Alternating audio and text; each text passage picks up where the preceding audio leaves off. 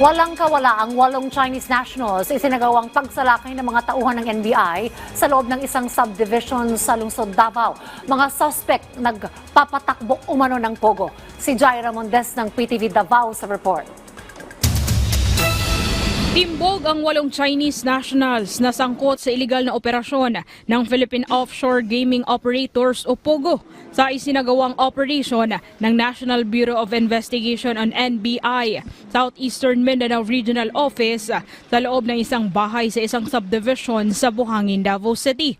Ayon sa NBI, nakatanggap sila ng impormasyon mula sa isang homeowner na kahinahinala ang ginagawa ng kanilang kapitbahay na lahat ay Chinese nationals. Maingay din aniya sila kaya nabulabog na ang mga nakatira rito.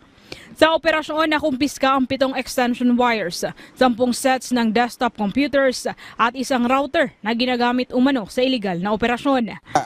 During the inspection conducted by with the help of Homeowners Association, naka-online pa sila, gumagamit sila ng mga computers. Nasa second floor.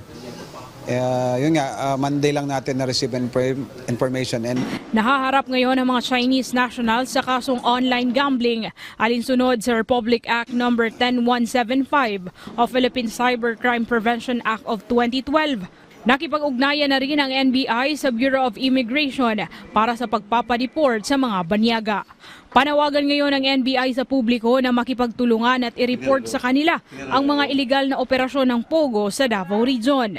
I-report ninyo palihog sa buhatan sa NBI o sa atong mga kaubanan sa kapulisan para ato din silang madakpan and kung pwede nato makasuhan or ma-deport dayon. No? Kaya this is illegal.